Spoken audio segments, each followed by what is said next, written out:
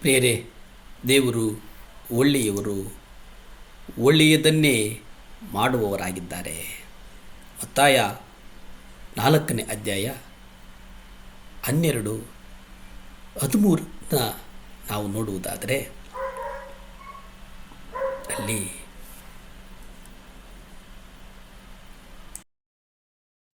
ಅಲ್ಲಿ ಮುಖ್ಯವಾಗಿ ನಾವು ಗಮನಿಸ್ತೇವೆ, ಯೋಹಾನನು ಸೆರೆಯಲ್ಲಿ ಹಾಕಲ್ಪಟ್ಟಿದ್ದರಿಂದ ಯೇಸು ಕೇಳಿ ಗಲಿಲಾಯಕ್ಕೆ ಹೊರಟನು ಮತ್ತು ಆತನು ನಜರೇತನ್ನು ಬಿಟ್ಟು ಜೆಬುಲೂನ್ ನೆಫ್ತಲಿಮ್ ಮೇರೆಗಳ ಸಮುದ್ರ ತೀರದಲ್ಲಿರುವ ಕಪರ್ನೌಮಿಗೆ ಬಂದು ಅಲ್ಲಿ ವಾಸಿಸಿದನು. ಇಲ್ಲಿ ಯೋಹಾನನನ್ನು ಸೆರೆಮನೆಗೆ ಹಾಕಿಸಿದಾಗ ಓದ್ತೇವೆ, ಯೇಸು ಕ್ರಿಸ್ತನು ಇದನ್ನು ಕೇಳಿದಾಗ ತಾನು 30 ವರ್ಷಗಳು ಬೆಳೆದಿದ್ದ ಆ ಗಲಿಲಿಯ ಸೀಮೆಯ ನಜರೇತೂರನ್ನು ಬಿಟ್ಟು ಸಮುದ್ರದ ಹತ್ತಿರವಿದ್ದಂಥ ಕೆಪರ್ನೌಮಿ ಅನ್ನುವಂಥ ಊರಿನಲ್ಲಿ ಮನೆ ಮಾಡಿಕೊಳ್ತಾನೆ. ಅಂದಿನಿಂದ ಯೇಸು ನಿಖರವಾಗಿ ಸ್ನಾನಿಕನಾದಂಥ ಯೋಹಾನನು ಬೋಧಿಸಿದ್ದ ಸಂದೇಶವನ್ನೇ ಸಾರಿ ಹೇಳಲು ಪ್ರಾರಂಭಿಸಿದನು. ಮತ್ತಾಯ 4ನೇ ಅಧ್ಯಾಯ 17 ಹೇಳುವ ಹಾಗೆ, ದೇವರು ಮನಸಾಂತರ ಪಡಿರಿ, ಯಾಕೆಂದರೆ ಪರಲೋಕ ರಾಜ್ಯವು ಸಮೀಪಿಸಿತು ಎಂದು ಹೇಳುವುದಕ್ಕೆ ಪ್ರಾರಂಭಿಸಿದನು. ಅಂದರೆ ದೇವರ ಕಡೆಗೆ ತಿರುಗಿಕೊಳ್ಳಿ, ಪರಲೋಕ ರಾಜ್ಯ ಸಮೀಪಿಸಿದೆ.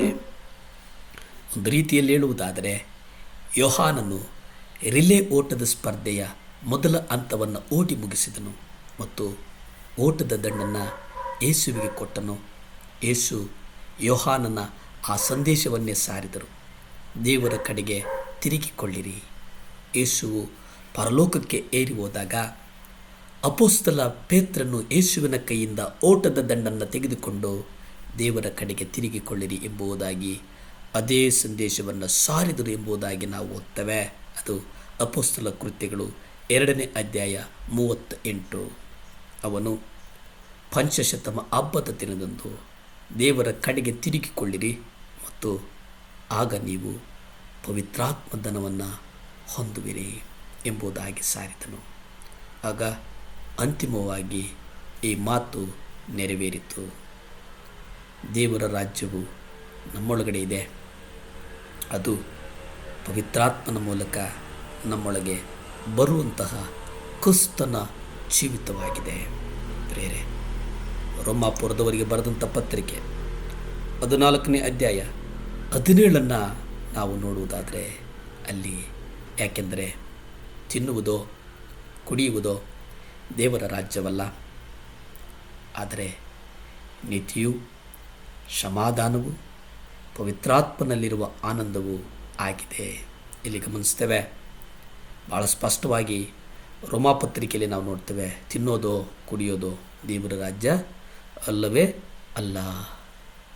ಅದು ಲೌಕಿಕವಾದಂಥ ಸಮೃದ್ಧಿಯಾಗಲಿ, ಲೌಕಿಕವಾಗಿ ಗುಣ ಹೊಂದಿಕೆಯಾಗಲಿ ಅಲ್ಲ, ಅದು ಲೌಕಿಕವಾದಂಥ ಆಶೀರ್ವಾದ ಅಲ್ಲವೇ ಅಲ್ಲ.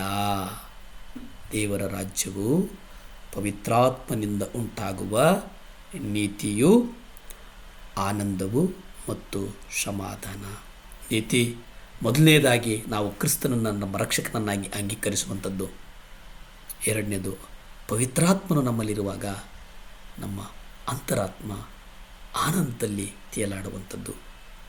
ಸಮಾಧಾನ ಪವಿತ್ರಾತ್ಮನಿಂದ ಉಂಟಾಗುವಂಥ ಚಿಂತೆ, ಭಯ, ಒತ್ತಡ, ಉದ್ವೇಗ, ನಿರಾಸೆ, ಬೇಸರ, ಕೆಟ್ಟ ಮನಸ್ಥಿತಿ ಇವುಗಳೆಲ್ಲದಿಂದ ಬಿಡುಗಡೆಗೊಳಿಸಿ ಒಂದು ಸಮಾಧಾನವನ್ನು ತರುವಂಥದ್ದಾಗಿದೆ. ಹಾಗಾಗಿ ನೀತಿ ಬೇಕು, ಆನಂದ ಬೇಕು, ಸಮಾಧಾನ ಬೇಕು. ಪ್ರಾರ್ಥಿಸಿಕೊಳ್ಳೋಣ. ಭೂಮಿ ಆಕಾಶಗಳನ್ನು ಉಂಟು ಮಾಡಿದಂಥ ಸರ್ವಶಕ್ತನಾದಂಥ ದೇವರೇ ಸ್ತೋತ್ರಪ್ಪ. ಈ ಮುಂಜಾನೆ ಸಮಯದಲ್ಲಿ ದೇವರೇ, ಯಾರ್ಯಾರು 7 ಲ್ಯಾಂಪ್ ಚಾನಲ್ ನೋಡ್ತಿದ್ರು ಅವ್ರಿಗಾಗಿ ಬೇಡ್ತೇನೆ ಸ್ವಾಮಿ. ಅವರ ನಡುನೆತ್ತಿಯಿಂದ ಕಾಲಿನ ಕಿರುಬೆರಳು ನಿಮ್ಮ ರಕ್ತ ಚೆಲ್ಲಲ್ಪಡಲಿ ಸ್ವಾಮಿ. ದೇವರೇ, ಸಮಾಧಾನ ಕೊಡು, ಸೌಖ್ಯ ಕೊಡು, ಸುಖ ಕೊಡುಪ್ಪ. ಏಸಪ್ಪ, ಆಶೀರ್ವಾದಗಳ ಮೇಲೆ ಆಶೀರ್ವಾದಗಳು ಕಾಣಲಿ ಸ್ವಾಮಿ. ದೇವರೇ, ನಮ್ಮನ್ನು ಮನಸಾಂತರಗೊಳಿಸುವಂಥ ಕೃಪೆ ಕೊಡು, ಆಶೀರ್ವದಿಸು, ಬಲಪಡಿಸು, ಸ್ಥಿರಪಡಿಸು. ಯೇಸುವಿನ ನಾಮದಲ್ಲಿ ಬೇಡ್ತಾ ಇದ್ದೇನೆ ಪರಮ ತಂದೆಯೇ, ಆಮೇನ್, ಆಮೇನ್. ಹಲ್ಲೆಲೂಯ. ದೇವರು ಒಳ್ಳೆಯವರು, ಒಳ್ಳೆಯದನ್ನೇ ಮಾಡುವವರಾಗಿದ್ದಾರೆ.